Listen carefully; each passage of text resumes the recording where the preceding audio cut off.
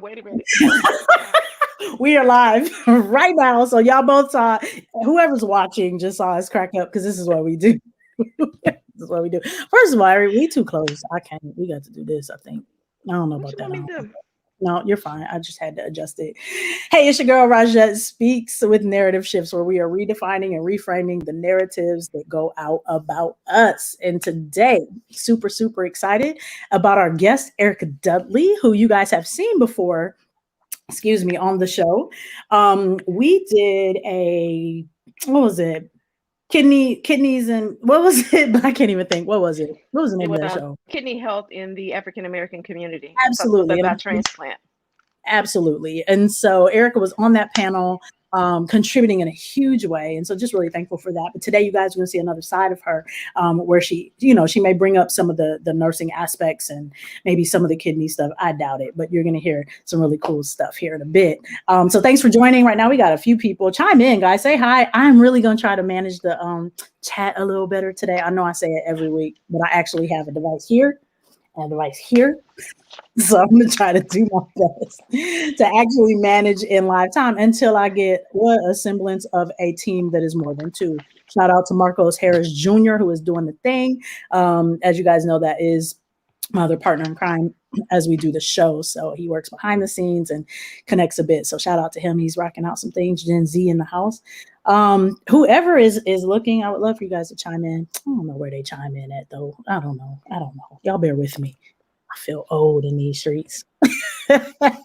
Erica, say hey to the people.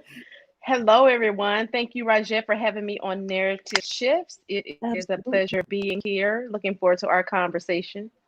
Really excited about that. Thank you. You did something really cool over the weekend. I would love for you to share what that was. I did. I got an opportunity to be on a platform, the number one speaking platform in the country, with Sean Fair Consulting Firm. So, if there are any speakers or authors or anybody out there that just wants to tell their story, motivationally or otherwise, hit Sean Fair up. And we're going to actually be doing a show in Vegas in March 2022. Come on, man. So I know, come on, Vegas. So yeah, so I really had a good opportunity to share the platform with some phenomenal speakers, Mm, and I got to share about my aha moment in personal transformation. Since I that is deal with leadership and really dealing with the transformation of teams and organizations, for mm, me, I couldn't transform anybody or anything else. Nobody else can until you make a decision to transform yourself. So when you're mm, looking, trying to figure out, why this isn't working in my organization or with this team, like take a good look at yourself. And so that was mm. kind of like what my speech was about on Saturday. That is awesome. I'm so glad you had the opportunity to do that. And I love that you guys are touring, right? So it's not just that you're going to Vegas, but you guys are basically on a tour. Like you're part of the group that's touring in the speaker series. Is that right? Yes. So the speaker series, but I was in the speaker group for Detroit. So there Oh, are other people, and then we also had some folks that came in from Maryland. We had some folks from Canada, Indiana. nice. So the stop was here, and then there will be another speaking tour that will be here in June, June 10th, I believe. Hey, come on. Glory. Y'all, that's my birthday. That's Come my on, birthday. June That's my 10th. birthday. Just had to pause for the Yes. call. Go ahead. Because Yeah. everybody No. So always, so that's it. Yes, okay. that's your birthday. I remember your birthdays. I remember birthdays. Also, I don't let a lot of people forget it, to be honest. So That there's is true. You got a whole countdown. a whole countdown to the birthday. I will be 44 this year. I cannot even believe that. It's kind of wild to me that it's gonna be 44. But I look real good for 44. Y'all don't get it twisted. I remember Look here. 44. You said you remember it. I Was do. it the best of the good? Like it was the best of No, times. It was the worst of times. no, Said. no, no, Okay, we're not no. even go. Okay, yep. Okay, and we're back. And, So and we're back. so guys, so she was just talking about the fair consulting group, and I made I talked about this in the preview, if you caught the preview. So this is a speaker series that she is a part of, that's going to be on these tours. Are you frozen right now? Looks like you might be frozen. Unfreeze. Okay, there you go. You were frozen for like a hot second. This is the fair consulting group. Really excited about it. Again, he has worked with Les Brown. What are some other speakers that he's worked with that you can maybe Ooh, think of right hold on. offhand? Okay, if you don't know, Sorry. that's all right. Les Brown A lot of and a lot of people. And exactly. he does a whole bunch of coaching and team building and building leaders internationally. So Okay, he is yeah, he's Sean is all over the place. Cool stuff going that's on in awesome. his group. Yeah. Yeah, check them out, guys. It's Sean Fair, Fair. Okay, Google that, and you're gonna see where he is in the space and time. So again, thank you Yes. guys for joining the show. Appreciate it. So we're gonna dive right in. We are talking a little bit about transformational leadership today. Of course, you know this platform basically is about me exposing the audience to people that we typically wouldn't maybe see generally in certain spaces. Now, of course, we know a lot of motivational speakers, we know a lot of leaders, we, you know, all of us have dealt with that. And in a lot of cases, a lot of us are entrepreneurs and doing our own thing. The reason I chose to highlight Erika for this, beyond the fact that we've been friends for forever, seem like now, like how many years has it been? Maybe, are you frozen again? She's frozen, y'all. I don't know what's going on. Maybe like 20, I want to say 25 years, close to that amount of time that we've been friends. And Erika Dudley, can you, okay, you're frozen. 20, You jumping. It's like 20 something. 19. It's been, I think it's more than 19. Yeah. But whatever. Okay. It's been a while. Erika, you're freezing a bit. Let me, Yeah. just I'm here. press something. Yeah, I'm here. You were frozen for a second, but Okay. Are you doing anything extra in terms of Googling anything or looking anything up? Because I think that might be slowing the Wi-Fi speed down if that's happening. If you can pause that, gotcha. and it could also, yeah, that also will help. I think just so we can have a fluid conversation. If not, we'll fix it. Anyway, okay. So I chose to go with Erika on this because you know a lot of people do not. While we're all leaders in our own right in a lot of capacities, um, the positions that she's held have been just monumental, really. And we don't typically see a lot of Black women in those positions. And so that's the reason that I've chosen to go with Erika Dudley for this particular topic. So we're talking about transformational leadership. She's going to talk about her aha moment and kind of dive into what she dealt with over the weekend. So tell us a little bit about yourself again, Erika. Unfortunately, you're still freezing. I don't know. Guys, anybody who's watching right now, are you seeing it frozen? Erika, do me a favor real quick. Yeah, because I Say can something. hear like every other. Yeah. Okay. All right. Let me shut down one of mine over here. Let me shut this one down here. So guys, if I am not responding to you in the comments, I don't know if it's a bandwidth thing right now. We're gonna make this work. I got like the highest speeds. I pay for all the things and it's still just not, I don't know. Okay. Erika, do me a favor. Try your data Yeah. anyway. Okay. Let's try that. Pause, guys. Sorry. Thank you. Technical difficulties is what happens. Try your data for me. She's switching over. While she's doing that, check the website if you want to. Erika also has her own company, and it's called Forward Thinking LLC. And so I'm going to put that across the ticker in a moment. But that's a way that you can contact her and find her. And of course, I'll have the banner up. But we are just working out a quick technical difficulty here with some pausing and freezing. Okay. Are you reconnected with the data? I think so. Yeah, I think so. All right. I'm going to just do something real quick. Do me a favor, leave the studio, leave the studio and then come back in. Oh, okay. Mm-hmm. All right, guys, bear with us, please. I'm sorry. Technical difficulties.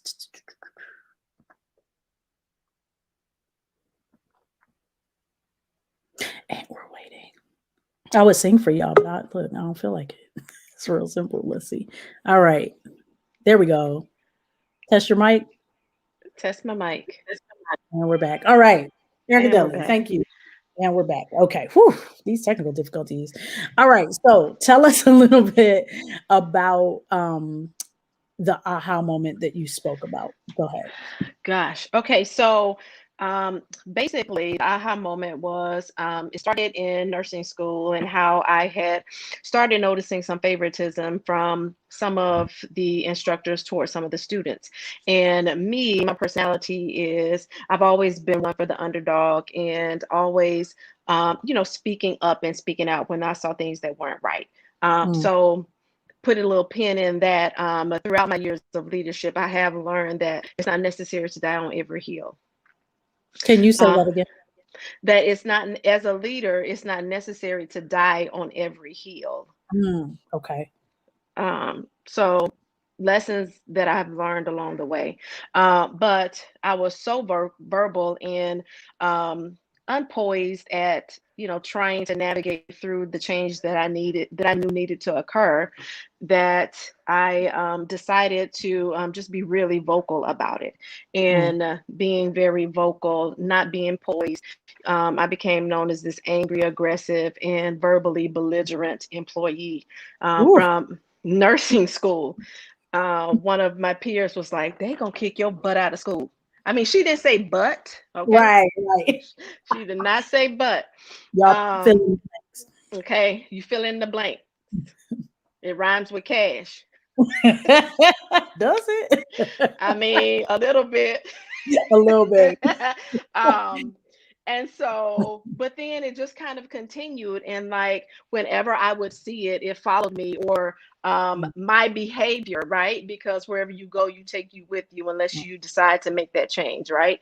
And right. so, noting the same type of favoritism as I moved from nursing student to registered nurse, I took on, the role of this informal leader, being down for the underdog when there were Mm, issues that were up because it was so blatant of favoritism, and I couldn't understand why the leaders in the unit either couldn't see it or they chose not to, right?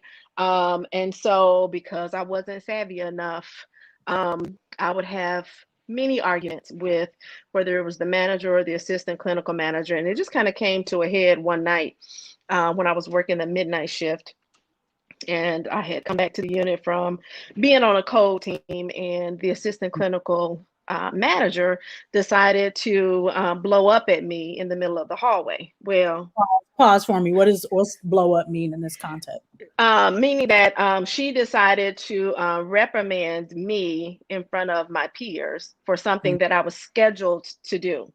So I was scheduled to be on the code team, and what that means is that as an ICU nurse, there wasn't a team that was on every just kind of like floor that wasn't an ICU. So the ICU nurses would come in and we would get chosen, every night. Okay, you need to be a part of the code team. So if there's a code on the floor, then you go and you answer the code and you stabilize the patient and all of that. So I was on the code team that night, and the person that was supposed to be watching my patients decided to come over and participate in the code. And I'm like, you're supposed to be watching my patients, right? mm, And so then, of course, that left our patients uncovered. And so when we came back to the unit, then the assistant clinical leader decided, to tell me that, I was, in the wrong for staying so long. And I'm like, well, okay, well, the patient was dying, so I didn't know if I was supposed to leave before, right? Um, and wow. so there were so many things that it came or that happened that led up to that. That was just kind of like a last straw for me. And child, Mm. So what I let happened? I her mean, how did you, I let yeah. her have it. Like I cussed her out from the top to the bottom Mm, to the front to the back. okay. And um I called her every name I could think of. Wow. And my good friend at the time, she pulled me in the clean utility room and she's like, Erica, we gonna get fired because Mm, because we your friend. Like just chill out. mm, And so of course I got, wrote up, and the nurse manager at the time, like she was like, okay, this lady crazy. Let me have like three folks in here.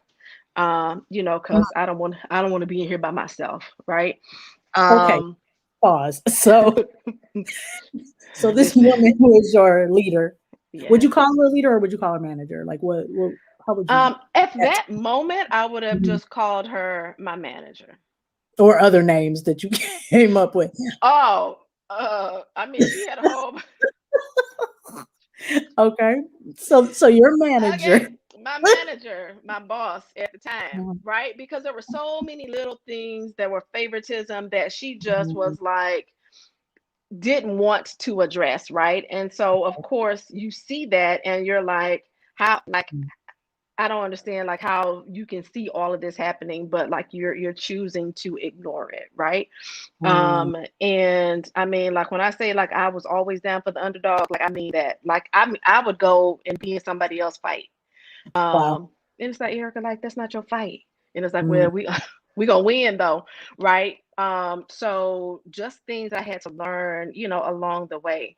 And so, got rolled up and was just still really angry and probably still angry, from nursing school, right? From some of the things that had happened, angry, probably had a little PTSD, just from, some of the trauma that occurred, during that process of Okay. favoritism with grades and how we were admitted into the school. Like some of us had to have like a whole panel interview and others just had to have a letter. So it was just like a whole bunch of things that just kind of like led up to, the explosion of, that night.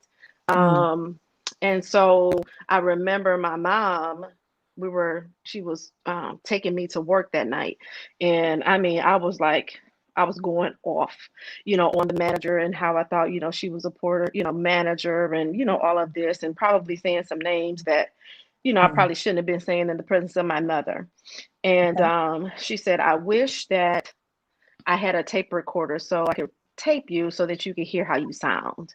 Oh, And I said, I don't need to know how I sound, because in my head, everything that I was saying was right. And it was right.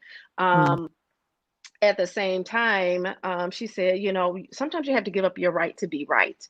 And then she also said, like, you could be saying things that are true about a person. She said, but you have to ask yourself, like, is it building that person up? Like, is it building what's coming out of your mouth? Is it building anybody up? Right. And I knew at that moment that if I wanted to inspire people, to be better and to do better, that I needed, to take a look inward and change myself. Mm. And so that was shoot over 30 years ago that I started, that journey of transformation. Like it was really like an aha moment, for me. Because like you don't really know how you sound, kind of how you sound, right? But not until somebody like truly like brings it to your attention to say like you ugly. You know what I mean? Like how you behave, Mm. is ugly and like it's just not beneficial, to you. And so I scheduled a meeting with my manager for the end of the week, the next morning. And when I tell you, she was like, I don't know about that. I told the people in on Saturday that she was more nervous than a lone tailed cat in a room full of rockers because, like, literally the last time that her and I had met in her office, outside of when she had the three folks in there to write me up for exploding in the unit, Mm. was that like I grabbed her by her neck in her own office Wait, wait. because You put your hands on this woman? yeah, I mean, so that's why I say like literally forget being a formal leader, Mm. forget being a nurse. Like I was about to catch a case. I don't know why I didn't catch a case. It had to Listen, been Jesus. let me tell you, Um, let me just interject here because look, y'all, I have known Erica a long time through different jobs and positions and leadership for both her and myself. And I have always been like, how have you not caught a case? Maybe not recently, right? But just there's a boldness that you also possess that I've always admired in positions of leadership. And I don't know, I mean, it's a fine line. Obviously, you've grown from 30 years ago, right? yeah, But there is a boldness that I think is admirable because you do not back down a whole lot in yeah, terms of what you believe is equitable and what is yeah, right, yeah, just. So that yeah, is huge. But continue. I'm sorry, I just had to put that out there. So you almost caught a case. yeah, yeah. So I almost caught a case, and yeah, I almost caught a case. I grabbed her by the neck because my check was short.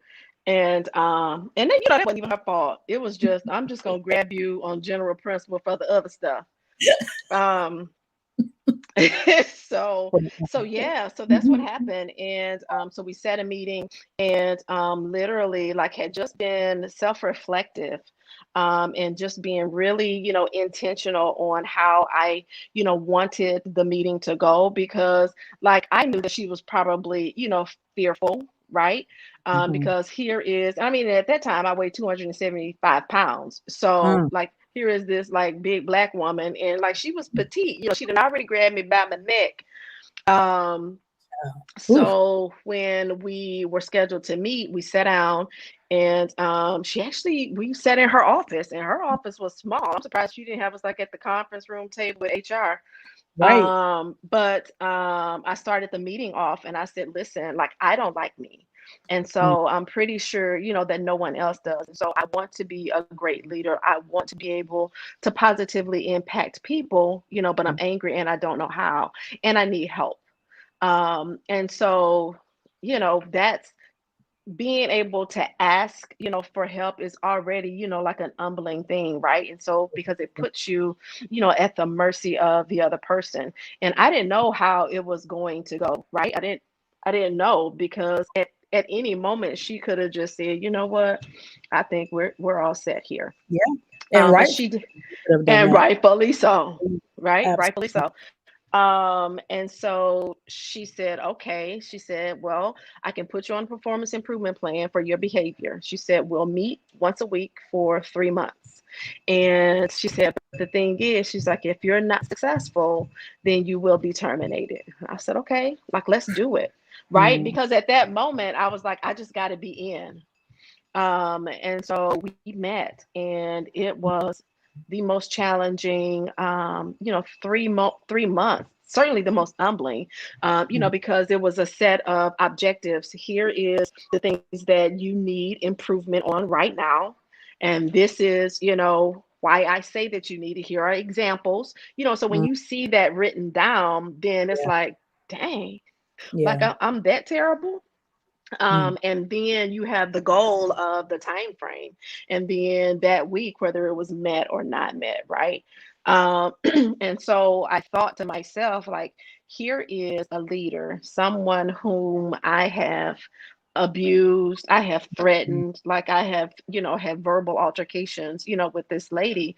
And, here she is taking, time Mm. to lead me through my transformation, right? To help guide me Wow. through my transformation. And, as I shared on Saturday, because I was like this bull in the china shop, I knew that things needed to change. I knew that patterns needed to be, Mm. disrupted, but like, I didn't know how to do it, right, with wisdom or with grace. And Mm. so I just ended up like just being all over the place.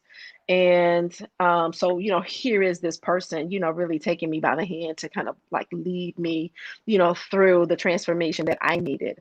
Mm. And so, yeah, so we did that. And I remember some years ago, a director of mine, she said, Erika, why do you have so much grace, for Mm. your people? Like, you are literally like coaching them through things that other managers are firing them for. Like, why do you have so much grace? Mhm. And I told her this story, and I said, because once upon a time, somebody had grace for me. Right. And so I don't look at the bull in a china shop employee as like, oh, my God, sucking my teeth, whenever they come. Like, it's really like something that is endearing to me, because I really want to find out like why you are the way that you are, right? Because they are a lot of times your star employee, right? They've just gotten hurt along the way. And so like, how do I help build you up? And I'm always asking, like, what's your end state goal? Like, what do you want to be? Like, is this it? You know what I mean? So it's really just kind of developing relationships with them, and really just, digging deep, and, just trying to uncover all of their hidden treasures. I love that. Wow, thank you so much for sharing with such vulnerability. Truly, I'm jotting some things down, and for me, it speaks a lot to the character of the manager slash leader that you had back then. Yes. Obviously, with anyone that we serve under, there's going to be some degree of conflict. We're not always going to like, what's being said or Right. what we need to, be subject to. But the fact that you legit threatened this Yeah. woman, put Yeah. your Yeah. hands on. I Yeah. mean, I'm Yeah. looking at it like, woo, Yeah. woo. Like you might have been just like banned from the whole establishment, The whole and thing. I'm calling the police The whole because street. Don't even come down the street. listen, because she was a white woman too, right? Yeah. Girl, Yeah. bad. Like, In the South. In the South. okay, so in Tennessee, In this was Tennessee. 30 years ago. Yeah. At a hospital that was owned by the Southern Baptist Convention. And technically, like Mm, our policy there were two sets of policy regarding behavior and, stuff that came out of your mouth or whatever. One was you got a 3-day suspension if you cursed within the earshot of a mm, patient or a guest. mhm, And then you got the opportunity to work somewhere else if a guest actually heard you. mm, And mm. so, for me to, be clowning, acting a fool in the middle of the hallway. Like, you know, Was you cursing know, still illegal in public in Tennessee at that time? Because I feel like I remember that. yeah, in that hospital. Now I don't know about other surrounding hospitals, but in that hospital, it was a firm policy. So like yeah, so like the grace that she extended, but during that 3 months, like we really got to develop some relationship, and she got to see into me and why I did have those anger issues. Sure. And so she began to really come out from up under the rock and really take a look at what's going on in my unit. Like, what are my assistant clinical managers doing? Why are these people, because it's not just Erika, now she the only one clowning, Right. um but why are these people saying these types of things? And literally, like, she walked us through that, and the assistant clinical manager actually got terminated. Mm. Yeah, because of some of the things that she actually opened her eyes up and began to really see. Based off of like what you had kind of communicated to her, but you just weren't doing it in a finessed way. Is That is that what correct. That is okay. correct. That is correct. So that Yeah, what you trying to cause change for, so yeah, have some, transformational change happen. yeah, You yeah, were just doing it in a way that you had not learned. yeah. It was destructive. Okay, I Yeah, got you. it Wow. was totally destructive. And so just to put a cap on the whole story, Mhm. she that was in 92.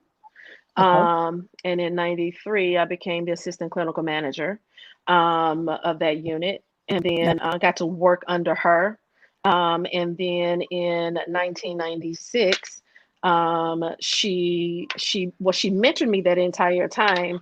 But in 1996, I actually took her role as the leader of that unit. Wow. Yeah, So I love this story, and that's something yeah, I didn't know.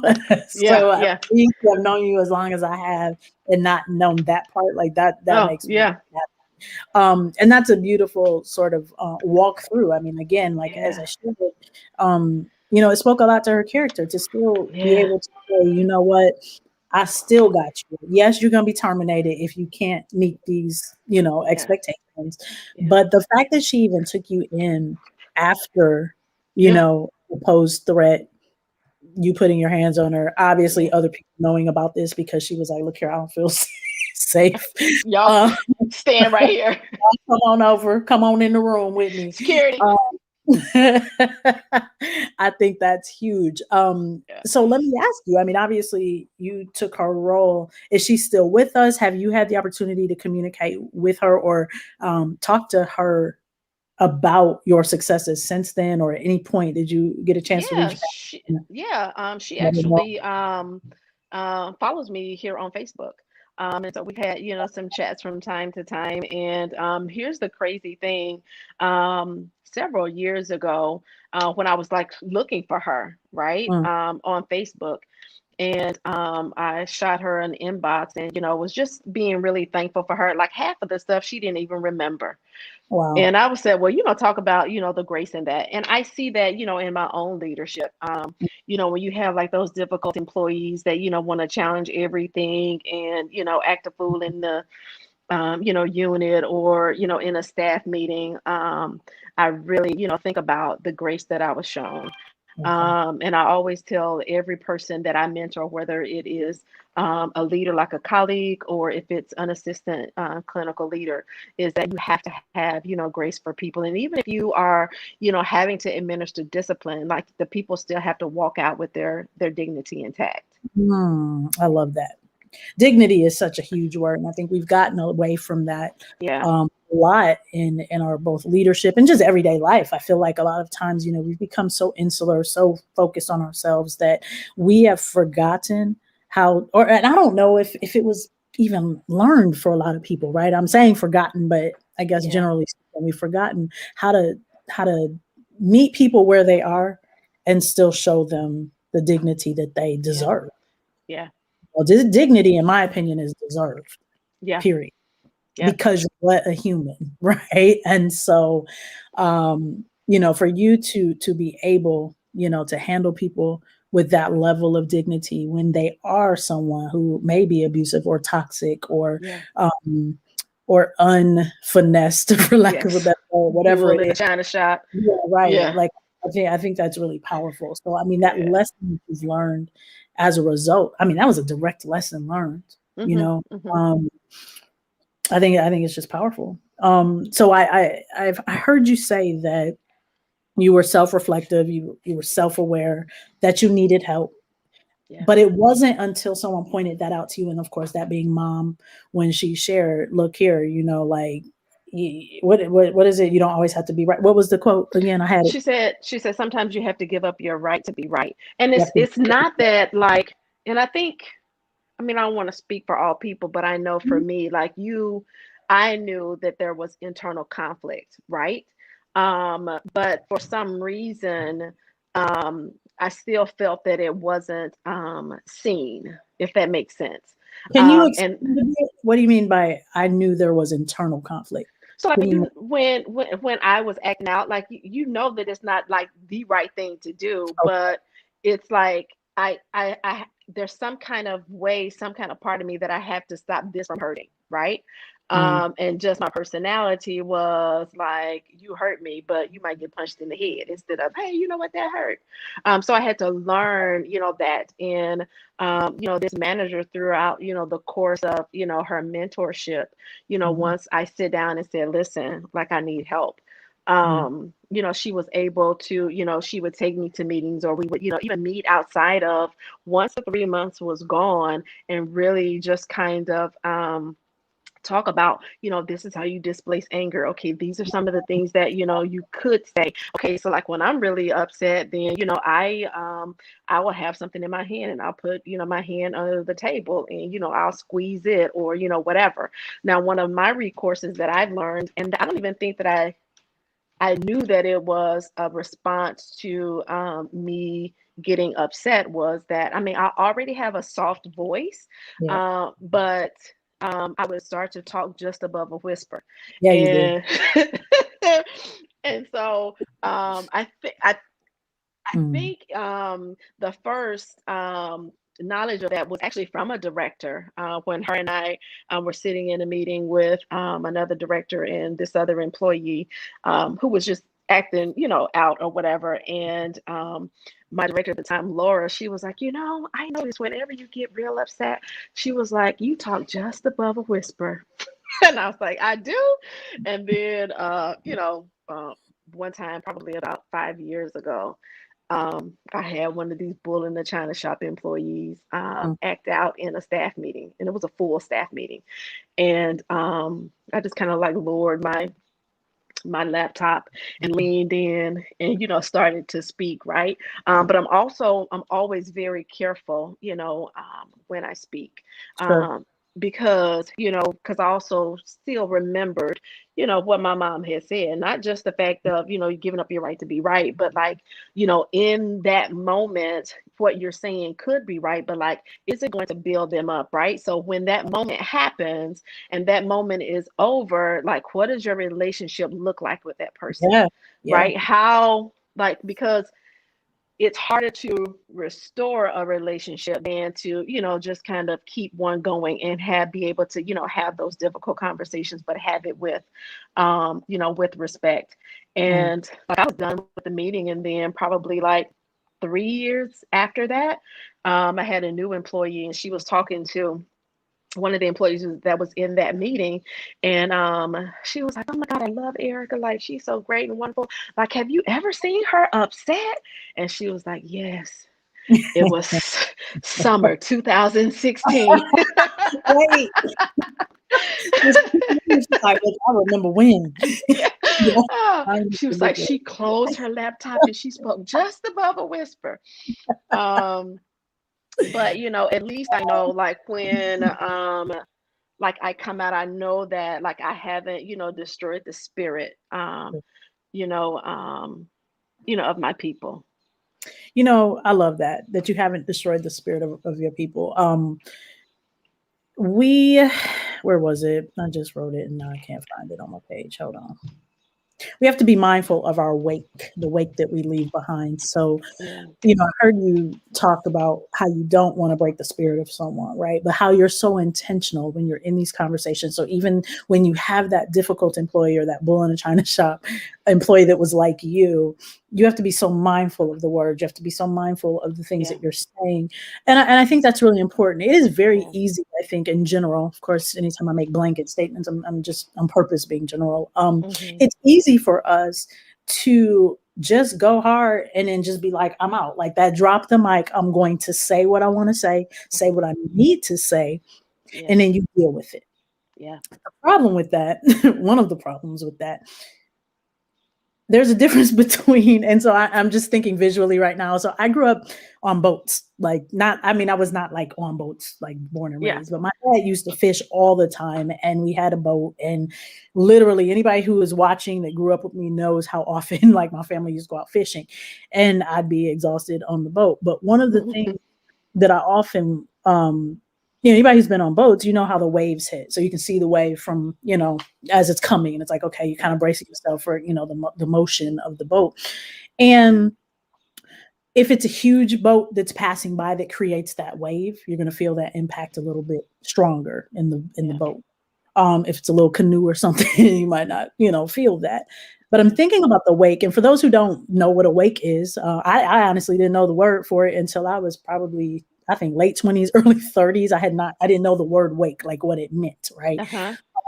For those who don't know, this is when you're in a boat and behind you, you can see that trail of water that's created. That's a wake. And so we have to be so mindful of the wake that we leave. It's easy to just rip somebody. It's Yeah. easy. It is so much harder to exercise some self-control, not do that, still get your point across, right? Yeah. But I think it's so powerful to be able to still keep, like you said, really focus on the dignity of a person and not just leave them there bleeding, dying out on the concrete.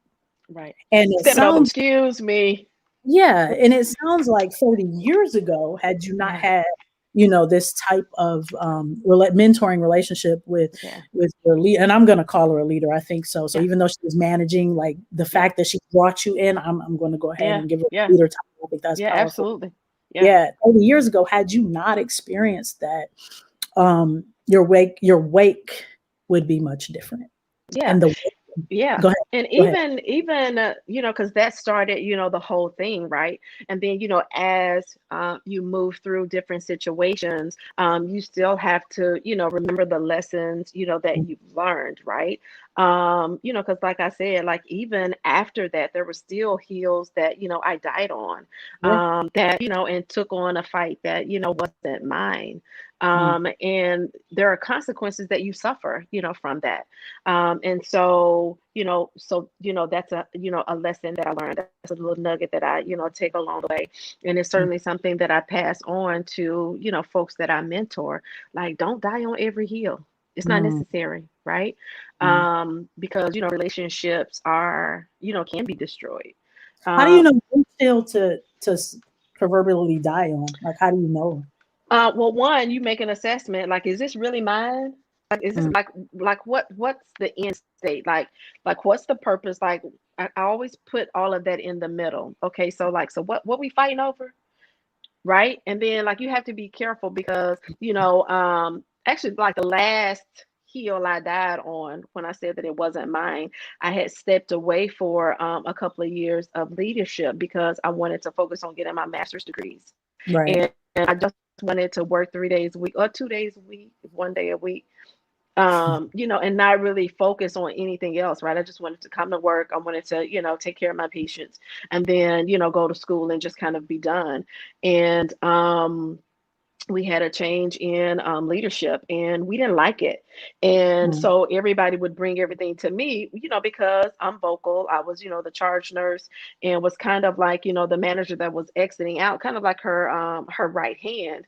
mm, And so like people, oh, well, do this and do this. And we going to say this when we get in the meeting. And okay, now you leave because you talk better than we, mm. right? And so, got in the meeting and like I'm going over all of this, and then I'm looking around for, support from, my peers, and they like, Wow. Okay. So they left you hanging in a real way. right. And so like it really is. And I was going to be exiting, but like I said, I was always down for the underdog. And so it's really like trying to Mm, figure out like what's the purpose? Like what does the buy-in look like? Like, is this really a fight that I want to fight? Like what am I going to get out of this fight? Right? Is change going to happen? Like a relationship's going to be destroyed? And so I just kind of take a look at all of that, before I take on a fight, because it's easy, to take on a fight when you see like there's a blatant problem. sure. But now I just kind of mentor people through their own fight, Mm. because like people, they need to know how to navigate that. But if they have somebody else that's always going to be their voice, why learn the lesson? That's really, So yeah. I think it's really important. This concept of, is this a fight that I want to fight or a fight that I need to fight? Yeah. Um, I'm listening and I'm taking these nuggets. I'm gleaning myself because I know I'm someone who has always also been here for the underdog. Like I've Yeah. always been that person, and it is a reflex for me. Hmm. Reflex when I Yes. see somebody getting treated a certain way and they are the underdog. Yeah. I'm like, hey, like I'm still remembering, and my old school principal remember this guy, Alan Chu. I don't know where he Yeah. is. He was the only Chinese kid at our middle school and high school. And when he showed up, of course, in Romulus, everybody's like, where'd he come from? Like, we didn't know Chinese kids, Yeah. right? They Yeah. weren't in the Yeah. neighborhood, but they owned the Chinese restaurant down the way, right? The one that was in the town. And I remember he was super introverted, really quiet. And every day at school, like people would pick on this kid like Yep. constantly, right? Yep. And I would get angry. Hmm. And so I started to befriend him or just, have these conversations, Yeah. not try to, shut the other people up. Yeah. Of course, that becomes, sort of your makeup over time. You realize it's in you because I mean it really stirs when you're cut like that. It's like, hey, Hmm. it's hard to rest. So Yeah. I'm listening to you thinking, gosh, like how many hills did I not have to die on that I did die on, Yeah. right? By Yeah. myself, like dang, Yeah. that's Dead. yeah, that's Dead. nobody here to help No. me up. Yeah. They're But gone. I took it for y'all. I took one for the team, but the Yeah. team is like nowhere to be found, Yeah. They right? gone on to the next protest, honey. They ain't thought no more about you. Exactly. And I'm Yeah. out here like, woo. Yeah. Dead.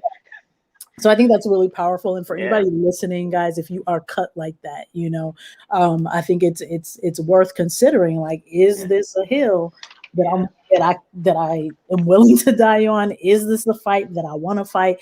Yeah. Am I leaving a good wake? Am I restoring or at least allowing for the dignity in a person? Like these are Yeah. all things I think we need to think about when we again can just cut somebody for exercising some sense of injustice or what we might Yeah. not think is right. So I definitely appreciate that. Yeah. Um, love that you took the initiative to schedule the meeting. Yeah. I was thinking when I heard you say this part of the story over the weekend, I was thinking, gosh, like if you would not even initiated that, how different this story would have looked. I'd have been in jail, probably, child. I I'd have been in whole was jail. already. 201, 201 Poplar, Memphis, Tennessee. Yeah, I mean, Yeah. that's real talk, and I just, Felonious assault charge. That's where I'd have been. yeah, oh, absolutely. I mean, because really, just the position she held in the type of hospital, in the Yeah. state that you were in, with the cultural dynamics, like, Yeah. child, please.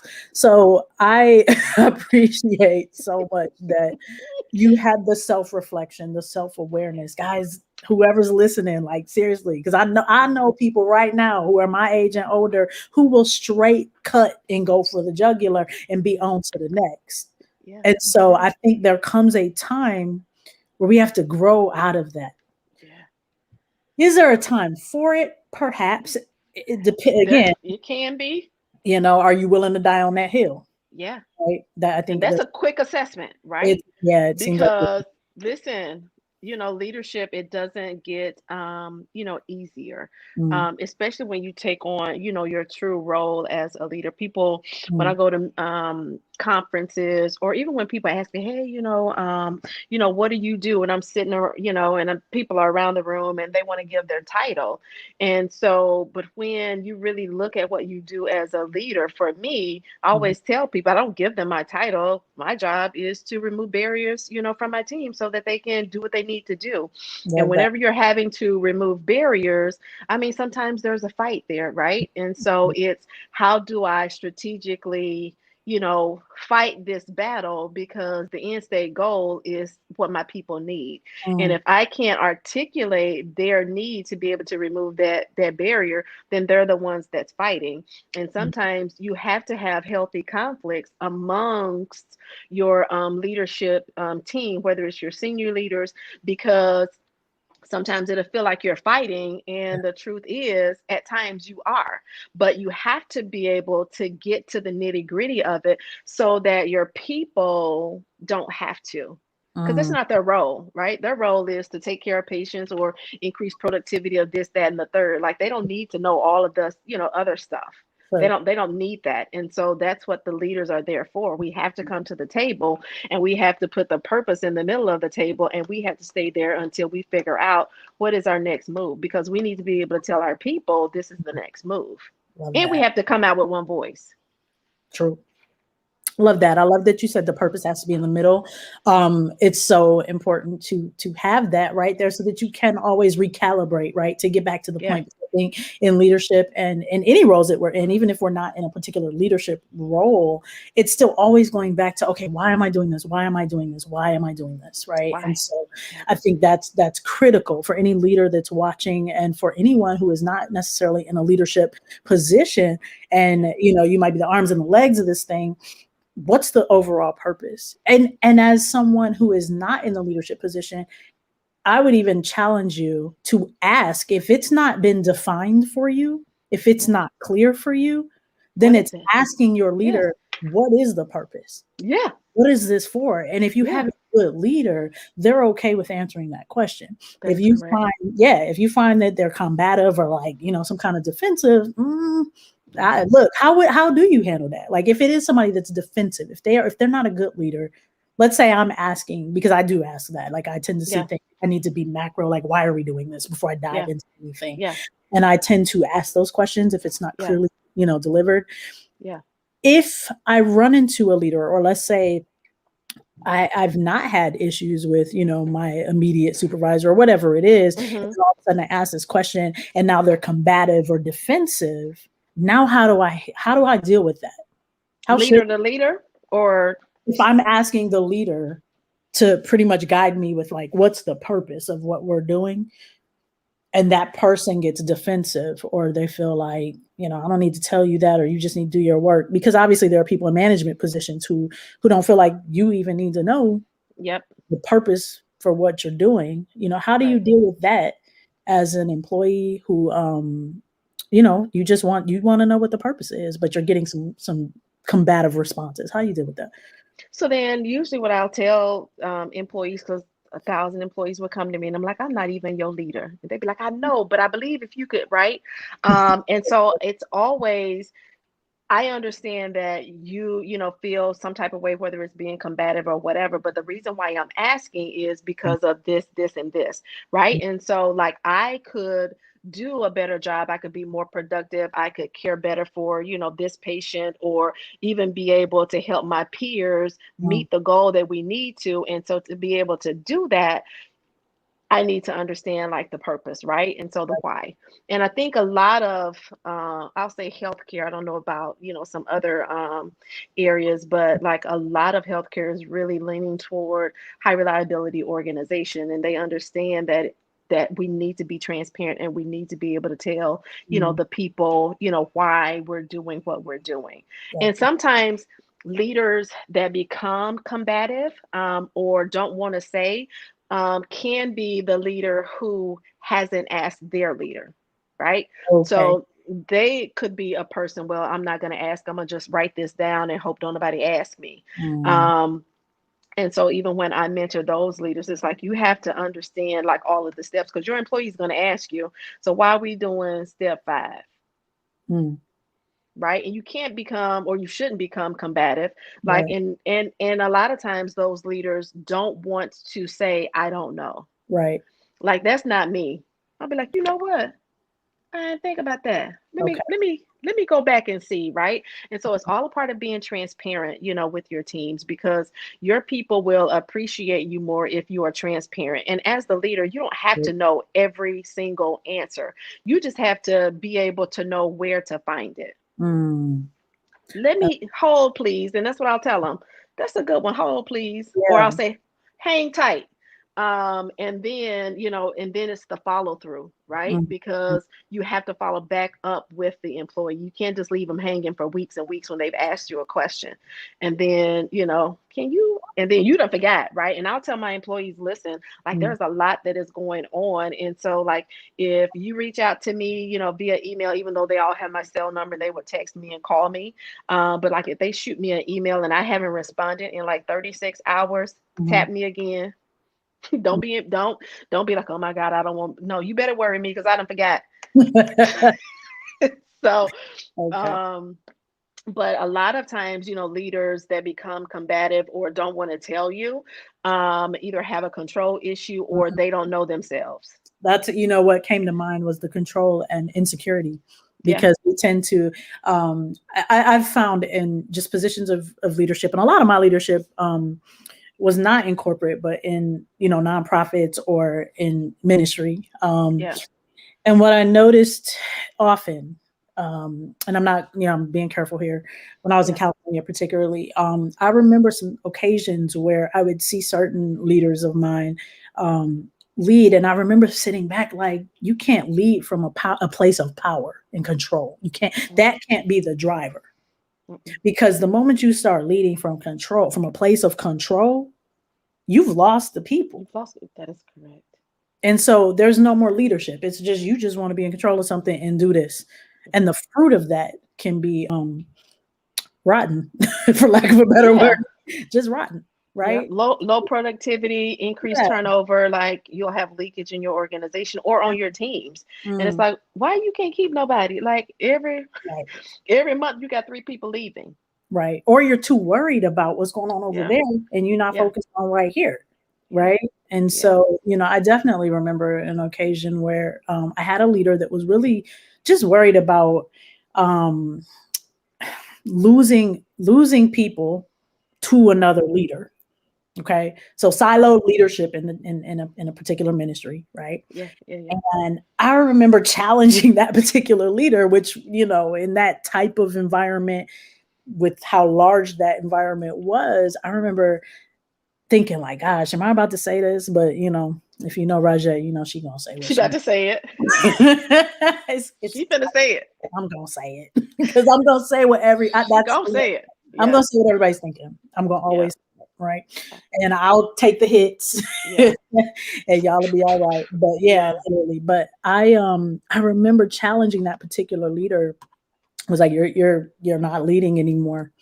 I yeah, said, you are managing out of a place of control, yeah, and you are not going to get loyalty that way. People shut down that way, and I remember that particular leader. I'm being so careful with my words right now because yeah, yeah, call people out. That particular leader just looked at me, and I was like, look, I gotta say this, yeah, because the reality is it shouldn't be so siloed. You ain't got to worry about what's going on over here if you taking care of what's right here. yeah, Now that's a nugget for everybody. We always think the grass is greener on the other side. You just got to water where you yeah, are. Water the grass yeah, on your side, yeah. right? And be loyal to your people, and they'll be loyal to you. Like, that's what I've learned over the That is years in correct. terms of leadership, Yeah. right? So I just, yeah, absolutely thank you for just sharing that aspect of it. You've written a book, I and have. So there's a couple ways I want to hit this. So you've written a book, and I want to talk a little bit about maybe if you could pull out three kind of main points of transformational leadership that you want to leave with the audience today. So three main points. Okay. I know I've got some leaders either watching. I know I invited some to the show, so they may catch this later, and they have some pretty solid folks that are accountable to them, right? In terms of like amounts. And so I would like you to, find these three things while you're looking for that. Real quick, if you wouldn't mind sharing with the people, how many people are you responsible for right now in the role? So tell me what role you're in right now at work. Like what kind of work do you do right now? And then how many people are you responsible for? And the same question for the last several years. So Oh gosh. So currently right now, my role is Director of Transplant Services at Children's Hospital of Michigan, which is downtown Detroit. okay. And that encompasses solid organ, which is heart, liver, and kidney, and then our bone marrow transplant. Okay. And so the beautiful things in terms of direct FTEs is that I manage right now only about 12. And that's Okay. coming from managing like 60. And then before I had like 75, almost 100. But now, having said that, I still have the weight of all of the programs, regulatory compliance, and financials with payers and contracts. And we have contracts with different hospitals and different groups, and so I manage those contracts and help write those contracts. And so just the scope is a little different. So I'm not just the director of nursing. It's like I have the totality of all of these programs. So a lot in terms of operations, actually. Yeah. Okay. So I have operations and administrative, and then like the nursing aspects. Okay. So you are at Children's Hospital. I know that you've worked recently for University of Michigan. You also worked for the DMC. I think I think those were the last. The last two. Prior Okay. prior to University of Michigan, I was at St. John. Okay. On So Ross. right. Okay. All right. Yeah. On the east side. I heard you say 70 to 100. Was that at one of those locations? Or That was at St. John. Yeah, so because that was a 29 bed unit, stroke unit. And you were managing. Actually, we had started out. We originally, I want to say we had 36 beds. Okay. And then we went down to 29. Thank you, Father God. So look, so you were when you say you're managing, are you charge nurse manager? Like No, I was a nurse manager. I was a nurse manager. I had 3 clinical nurse managers under me, and then a charge nurse for every shift. And then depending on the shift, there were, well, when I first got there, like staffing was terrible. It would be one nurse would have 12 patients. Yeah. That's a lot. That's a lot. I mean, when I left though, I was able to have their, I cut it in half. So the midnight shift had 5 to 6 and days had 4 to 5, which days originally had 8 to 10. Don't make no sense. Yeah. I am curious, with the 70 to 100 number I heard you mention. Yeah. I mean, how do you even manage that magnitude of people? You're managing people and not necessarily processes, though you are both. Yes. Yeah. You're subject to the process. You're managing process also with that? Yeah. Process, patient throughput. And then even at St. John, one particular day I was off for Friday because we had worked, we had gotten to be able to work 410s, the leaders of the unit. And I happened to be off that Friday, and my director called me and she was like, hey, can you come in for an 11 o'clock meeting? I'm off today. Yeah, why, sure. And so she asked us to come in, or asked me to come in, because I think I was the only manager that was off that day. And she pulled us in the room and she was like, hey, listen, we have an issue with patient throughput. From the ER, it should be 5.8 hours and we're at 7.2. And our president and the CNO, wants us to, get that number down. And so she was like, and so we need to, open up a unit to, kind of take those patients from the ER that are pending an admit, or they might be admitted, whatever, and then, relieve the ER. And I was like, okay, yeah, I can help somebody with that. And she was like, well, actually, me and the CNO was talking about it last night. We thought you'd be the perfect person. Wow. Okay. So when are we opening? Okay. She's like, Mm, oh, it opens Monday. girl, get out of here. Yeah. No telephones, no beds, Jeez. no medication, Pyxis. Yeah. So it was a busy 72 hours. Goodness. Um, but yeah, so managing all of that. Well, But how do you I think out spent there well, and I, still I be spent a effective? lot. Well, so you don't you like I didn't sleep a lot, especially in the beginning because the unit was in disarray. And Okay. so I mean I spent 14, 15 hours at work, Mm, and did a lot of team building. We did a lot of small groups. I took them through disc training.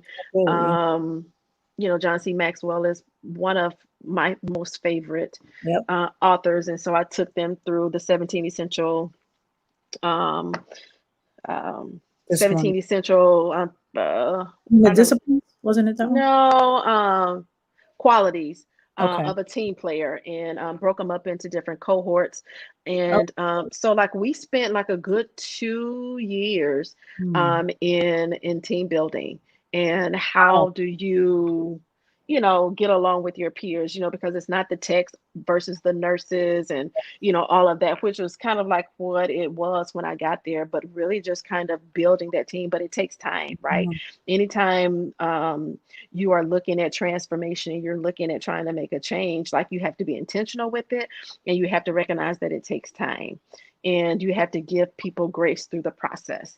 And I would tell people, like, starting out, because one of his um qualities is that if you don't change for the team, then the team could change for you. And mm, what that meant is that I have had to have conversations with employees when they just didn't want to participate in team. And yeah. I've had to be, candid and loving with them to say, listen, I don't think you're a fit for the team. Like, what Mm, do you think? Right. wow. And those are hard conversations. And so that's what he means by, if you don't change for the team, then the team could change for you. You can have a whole different team. It's just not this one Yeah. because you're not a good fit. But we did a lot of work. I did a lot of team building, with the U of M folks as well, because I had 6 different teams. Mm, And in that role, I really began to truly understand situational leadership. Because you had to really understand where each one of those teams were, in the stages of team. Like, are they, storming? Are they forming? Are they performing? So you yeah. had to really, and each one of them could be in a different one. So you really had to understand the ebbs and the flows of it.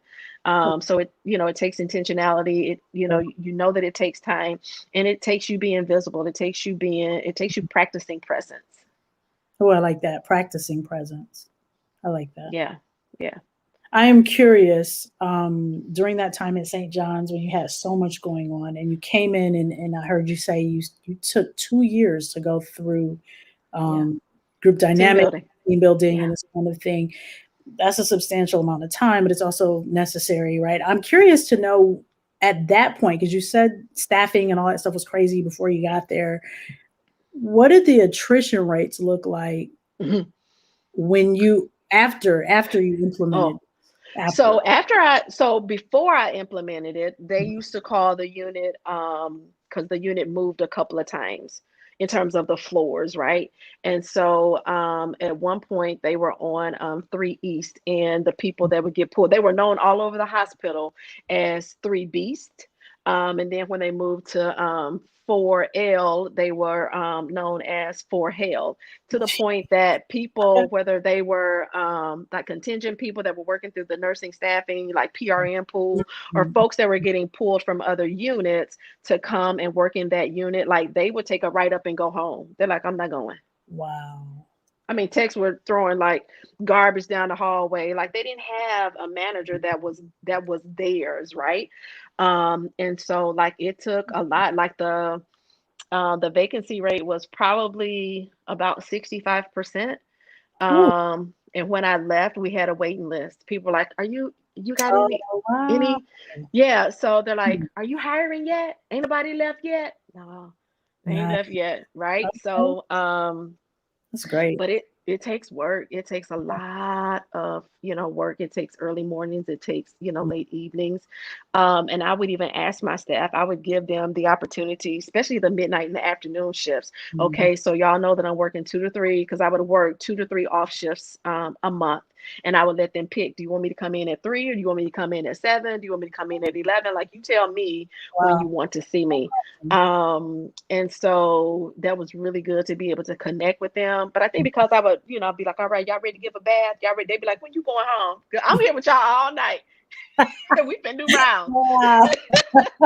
You going to the gift shop yet? No, And so you weren't micromanaging. You were just no. like, I'm in this with you, but we got work to Yeah. do. Like that's what I'm Yeah. hearing you Like say. I would wear scrubs. I Mhm. mean, like I would go in, whether it was the day shift, evening, midnight shift, I would start IVs, like I would hang meds, I would comb hair, I would give baths.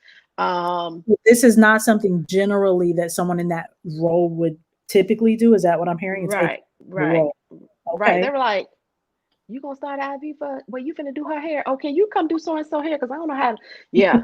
And Okay. literally, like they would come and they would just stand at my door, like at least like the first year or so, like almost every day. And one little text, she'd be like, "So like you are our very own manager, like you don't we like you belong just to us." Wow. Yes. That's awesome. I love that. Yeah. So That's it was great. sad when I left, but Mhm. um, but they're thriving, and And that wake, the wake that you left behind yeah, yeah. was I left them knowing that they would be okay. that's wonderful. I love Yeah, that. yeah, That is yeah. really good. All right. So now to the question, because we're a little over an hour. Yes. So Which I think I probably already put some of that in there. you may have, yeah. So if you picked out three, first of all, hold your book up so folks can see the book, Oh, and I'll oh put yeah, the sure. I'll put it. So Wait, we have wait. influencer 21 days, a leader's guide to transformation through intention and reflection. And I love this. I had the opportunity to check this book out. Gosh, it's been a couple years now that you've had it out, right? Mm-hmm. Man, crazy time Mm-hmm. flies. And I had the opportunity to go through it. I didn't get all the way through it, but it's cool because it's very reflective and journal like, and it's I love that part of it because you go through it kind of anecdotally, right? And Mm-hmm. there's the reflections, and I think it's so important for anyone. Shout out to a young lady named Lena who was a nurse. I don't know if you remember, she was from the UK and she bought your book. Yeah. And so she was like, "Oh my gosh, this has helped me so much, over here." And so the fact that we got international, sales, and her being able to take those same, Yeah. techniques and strategies and implement those cross culturally. I mean, because Yeah. things function different in different Yeah. cultures, right? Their constructs Yeah. are different. I thought that was amazing, Yeah. for me to hear a British person say, "Look, this was gold for me in the Oh. so that's great, super shout out to you for that. So go ahead, those three, I want you to pull out the three topics that you would say are like the main topics, and guys, I want you to get the book. I'm going to put it up in a second. Okay. But yeah, go ahead and tell us what maybe. So I think, okay, so really for me, when you're dealing with transformation, like I said, like it is, you have to be intentional about it. Like you have to take time to do it. And for me, it was really setting the intention for my day. Mm, Because as leaders, we get pulled as soon as we get out of the bed, like our phone is, beeping, or it's beeped throughout the night. And mm, so it's easy to not be, connected with your purpose.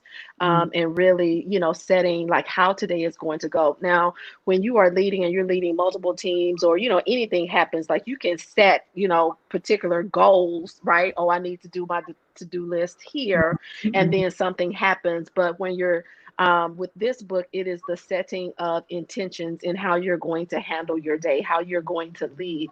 Are you going to lead being grateful? Are you going to lead with humility and grace? Are you going to be able to really focus on communicating with your people? Are you really looking at, how do I pull out these hidden, treasures? Let me find that employee that gives me the most flux. Let me find out what, they are all about. And, let me be teachable, because like there are some leaders that feel that you can't tell them anything. And so whether that is, it's from an arrogant perspective, or it's the perspective of being insecure because they feel that they should know the answer, Right, right? And right. so I tell leaders all of the time, like, go in many days and just be a sponge. Just be Mm, a sponge. And then just practicing presence. Like, your people, they don't want you all of the time to figure out how to do, their problems and come up with solutions. A lot of times they just want to know that you're there. A lot of times they just want to know that you are present. So when you're looking at transformation, it is really looking at your team, and does your team have the capacity? Because you can try to change folks and change teams, but you have to understand the culture of that team. You can't just immediately come in and say, okay, I'm gonna, come in and do things my way, but you don't even understand the culture of your team, and really being able to identify, like, who are the informal leaders here? Like, how many folks that we have are recalcitrant? And so it is being intentional on making a true assessment of where you are, what is, because you can go I'm ahead. sorry, continue. I'm sorry. Go ahead. Continue. No, I done lost my train of thought I'm now, child. sorry. My bad. We both like, what? I don't know what I was That's about to say. gone. That's So gone. it's gone, vanished. What are some of the ways in which you assess this? I guess that's the question, because I heard you say that the team may not have capacity.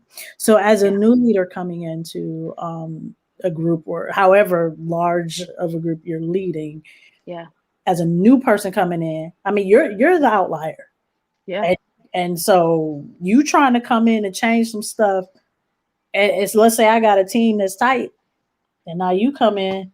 They can be like, we done tried this before. Or it's just like, we don't want you here for whatever reason. There could We be don't so want you many here. ways in which this can be Yes. used, right? So Yes. I'm curious to know how you insert yourself into the Yeah. culture, and then build trust, get that buy-in. But before all of that, how are you assessing that they may or may not have the capacity? How do you know that? What does I that look watch. I come in and I watch. I watch them do their normal daily work. I watch like? them in staff meetings. I make sure that I have open-ended conversations and questions. And usually within like 30 days or so, I'll take them through a SWOT analysis, Okay. and we'll sit there and we'll go over what are our strengths, what are our weaknesses, what are our opportunities, like what are our threats, Yeah. internal and external. But even before that, I'll schedule a meeting with them, and I'll have a one-on-one, and I'll just ask them a series of questions. Tell me a Okay. little bit about yourself. Why, are you here? Like, why did you choose nursing? Why are you, in this particular unit? Tell me what people outside of the unit are saying about this unit. Have What you country? Hmm? have you ever let anyone go in that process? Not in that process, but Okay. after that process, and after kind of like a SWOT analysis process, because I'm really trying to assess where they fit in team. Are they just like this outlier, person? Are they the person that is not necessarily combative, because like you can be that, but it's just figuring out. And so I'll listen, for clues, and one particular person at a place that I led, I had asked the nurse, well, I had went around the room and asked them all, like, why are you here? Like, what keeps you here? Okay. And everybody's, oh, because I love this, and when we make that phone call, like, this happens, and it gives us so much joy, even though we have to do all of this other crap and blah blah blah blah blah. But like, when we get to call and offer somebody, a heart for Christmas, or whatever, like, it's just the most amazing thing. And I got to this person, and she said, my paycheck, I knew then, right? Mm. And listening to the whole group, and then even seeing how that person interacted with the team. Okay. um like, you just have to sit down, and I sat down with each one of them and would ask them all of those questions, and then from there, like, I'll ask, Mm. like, why are you here? You know what I mean? Like, what brings you here? Yeah, Like, what motivates you to get up and come to work every single day? I love that. Very good.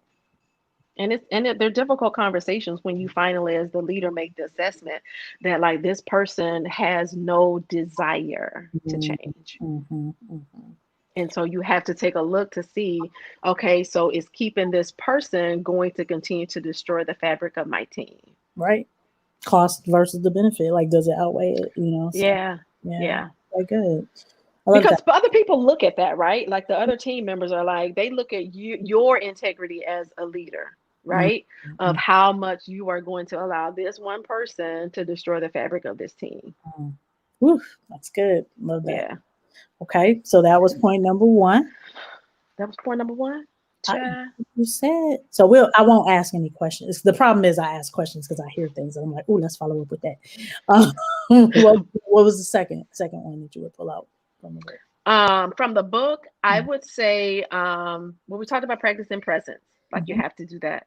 And then, definitely leading with humility and with grace, because I've said that before. It's really like, how do you protect the integrity of your people?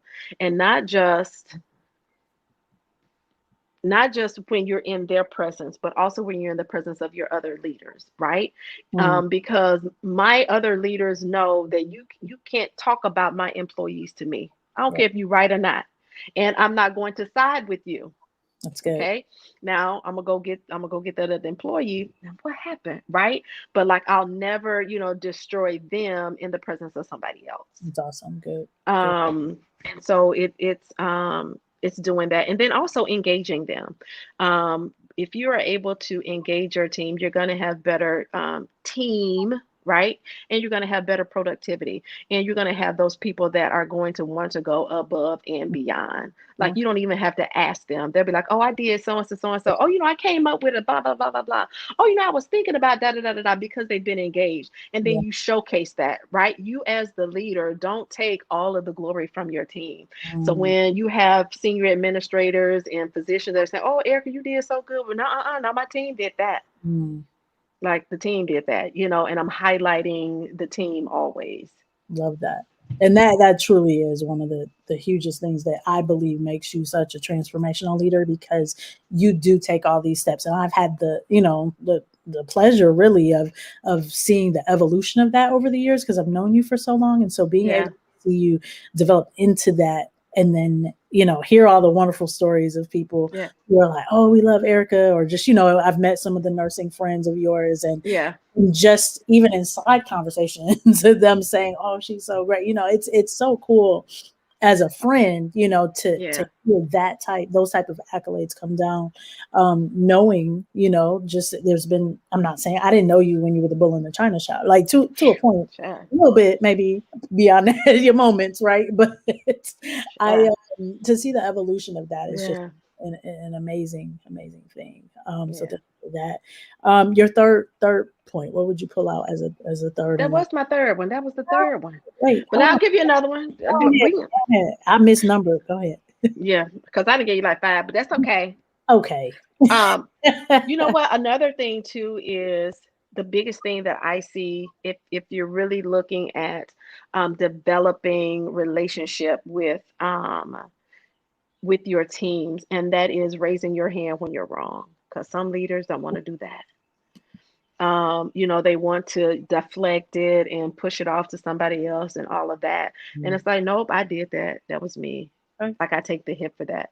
Mm, And that's, mm, evolution too within itself, right? Because it's a form of transparency. It's a form of being, humble. It's a form of showing your humanness, yes. because as leaders we've been taught that you shouldn't be wrong. And so I always tell my people, like, if I am trying to find um an issue with the process. Like Mhm. you don't have to like stutter and be like, oh my God, like she gonna write me up. She gonna no, like I'm not trying to assign blame. Like we're looking at process here. Like, Mhm. did we follow the process? If we didn't, like what happened? Like what got in the way, right? Because then if there are barriers that need to be removed, okay, let's talk about it.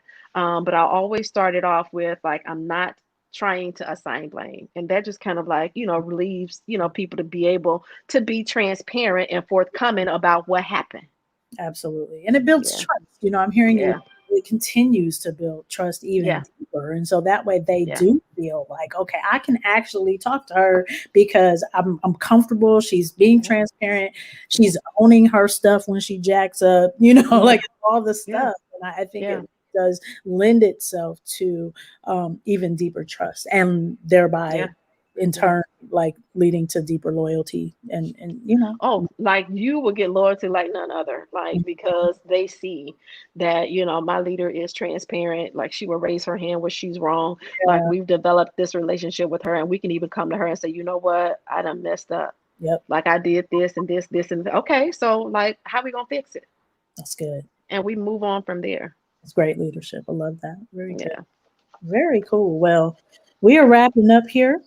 All So I right. want you to go ahead and say the name of your book again. Well, I mean, I had it scrolling across the bottom, but hold it up for the people again. Sure. Uh, guys, Wait, we check go. this out. It's on Is it? Amazon. You can buy this, Barnes and Noble online. Like you can get this Yeah. book. Okay, the influence. And Okay, on my website, like if you go to my website, forwardthinkingllc.org, you can get an actual signed copy.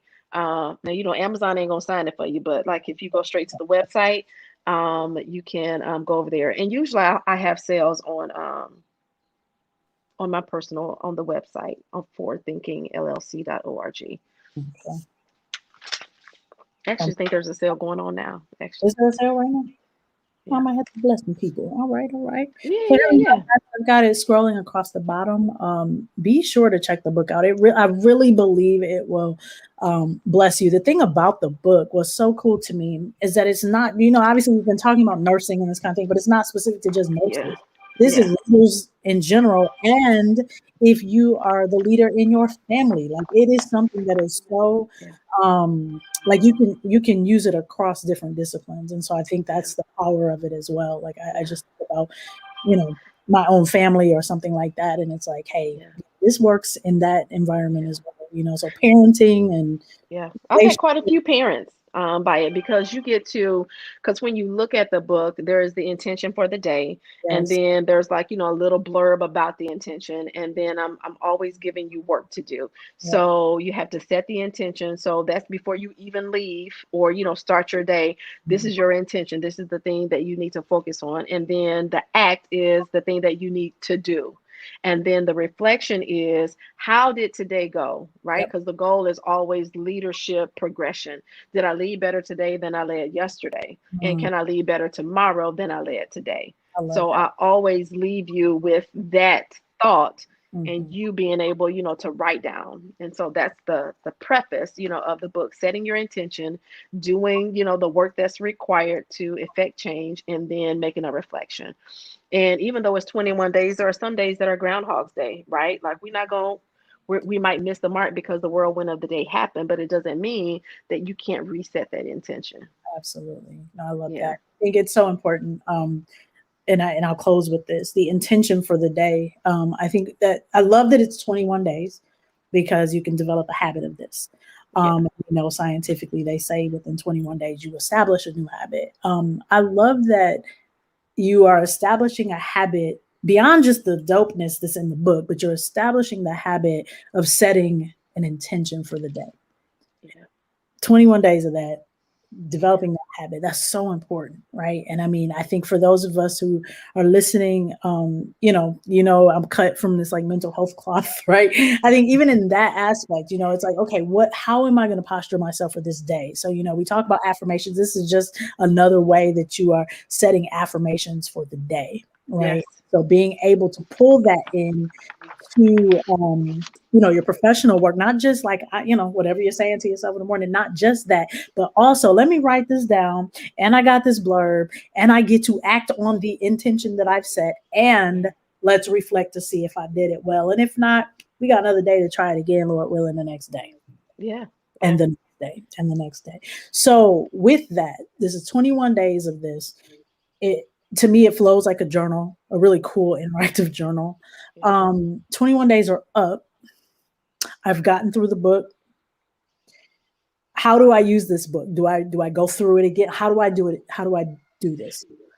Well, within that 21 days, right, you kind of know what your intentions are. Mm-hmm. And so whether you stick with these intentions, it's kind of like if you're doing a diet and then you lose your weight and then you start picking up 5 more pounds, and you be like, you know what, let me go on back over here and eat these 4 ounces that I need to be eating every 2 hours, right? And so it's really now to be used as a guide, right? Which is part of, the book. It's a leader's guide, right? And so you go through these 21 days, and then you use it as a guide to help you. And then if there's any other intentions that you think of that aren't in this book, you can still use the same process, right? Let me set this intention for this, because this is the thing that I'm struggling with this particular employee, or, whether it's, your own boss, or, whatever. And then you set the act, and then you reflect. So it's really just you developing the habit of whatever intention that you need to set, then you acting on it, and then reflecting, like, how did I do today? I love that. So I love that. Especially I'm thinking of as you get, maybe you're in a particular role and that role changes, right? Yeah. And so therefore your intentions may change a bit, right? I love that you have this ability to kind of go back, recalibrate. All right, let's dive into this. Put it down for a while, know the intentions, right? Yeah. Then pick it back up, look at it, see where you've grown or regress and see what tweaks are necessary, right? So that you can continue to just for lack of better phrasing, rock it out. So I really appreciate you sharing so much about the book. Thank you so much. Absolutely. And you're an incredible leader, and I'm I appreciate that. So you're welcome. Yeah, blessed to have you on the show. Guys, again, this is Erika Dudley. Check out her website. It's scrolling across the bottom. We've got www.forwardthinkingllc.org. Buy the book. Buy the book. The Influencer. 21 days. Buy more than one book. Gift the book. Yeah, gift the book. The Influencer. Because you might have a leader that you need to gift the book to. Absolutely. Don't be passive aggressive, though. Don't do that. No. Don't be passive aggressive. But, I had quite a few folks that actually purchased the book and actually gave it to their leader for Bosses Day. And so that's not, or for Christmas, right? And so because leaders, we're always looking for a leadership book. Like I am like, who got a leadership book out, right? Okay.